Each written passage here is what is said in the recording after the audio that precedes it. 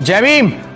साथियों, आज 22 मई, आज ही के दिन, आज से 2 साल पहले सन 2019 में एक घटना घटी, एक दर्दनाक घटना घटी साथियों।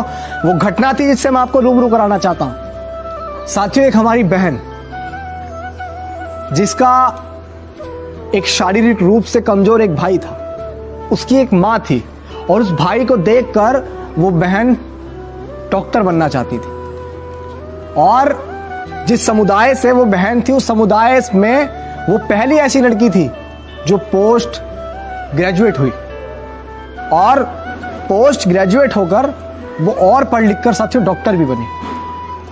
और डॉक्टर बनने के बाद उस बहन को ये नहीं पता था कि जिस समाज से वो आती है, आदिवासी समाज से, उसको सिर्फ आदिवासी होने का इतना बड़ा तंज झेलना पड़ेगा कि उसको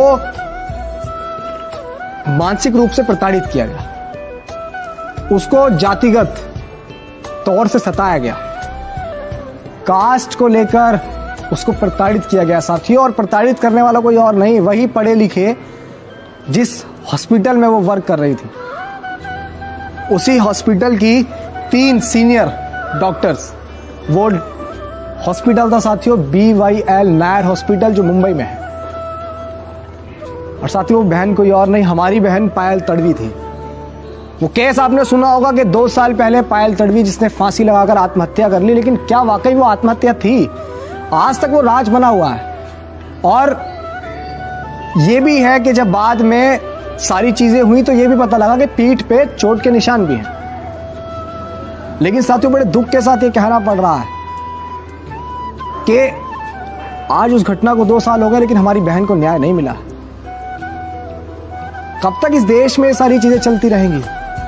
बहन पायल तड़वी को ये नहीं पता था कि उसको सिर्फ आदिवासी होने का इतना बड़ा तंज झेलना पड़ेगा कि पढ़ लिखने के बावजूद, इतना पढ़ने के बावजूद, डॉक्टर बनने के बावजूद भी जो जाति है वो उसका पीछा नहीं छोड़ेगी। साथियों, मां, उस मां से पूछे क्या बीती होगी उस मां पर जो आज भी रोते रोते उस बहन को याद करती। उस दौरान देखा कि जब न्यूज़ों पे और बाइट्स में वो माँ जब आया करती थी तो वो बोल भी नहीं पाती थी। किस तरीके से वो दर्द था, जिस बेटी से इतनी उम्मीदें उसने करके दिखाया, उसके बावजूद वो उनके बीच नहीं रही। रोहित वेमुला की आपको याद आती है? इसी तरीके से भाई रोहित वेमुला के साथ हुआ।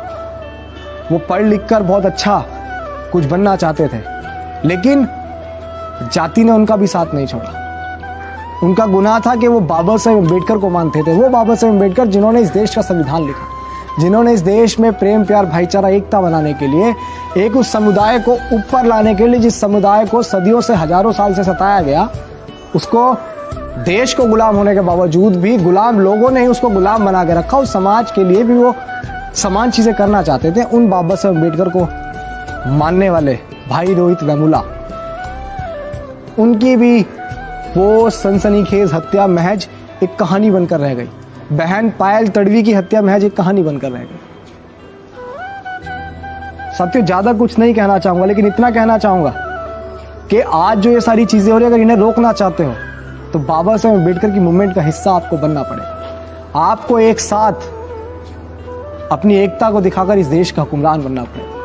वरना साथियों, जिस तरीके से पायल तड़वी हमारे बीच से गई है, भाई रोहित वेमुला हमारे बीच से गया, भाई रमन वाल्मीकि हमारे बीच से गए, बहन मनीषा वाल्मीकि हमारे बीच से गए, और तमाम ऐसे लोग जो जाति का, जिस जाति के वो हैं, उस जाति की वजह से वो उसका शिकार हुए हैं, वो लोग हमारे बीच से गए हैं। ऐसे ही चलता रहेगा। कल को हमारी बारी होगी, आपकी बारी होगी, आपके भाई की बारी हो सकती है, आपकी बहन की बारी हो सकती है, सिर्फ किस लिए? जाति की वजह से। तो आज साथियों 22 मई, बहन पायल तड़वी की शहादत दिवस पर उन्हें हमारा कोटि कोटि नमन। वो हमारी यादों में हमेशा अमर रहेंगे। मैं चाहूंगा कि आप भी बहन पायल तड़वी के शहादत दिवस पर उन्हें आदरांजलि अर्पित करें और बहन को याद करें। और शायद आज भी आपकी आंखें नहीं खुली तो फिर कभी नहीं खुलेंगी। ये शोषण, ये अत्याचार, ये बलात्कार जैसी घटनाएं, दिन दहाड़े ये हत्याएं होती रहेंगी, रुकने वाली नहीं।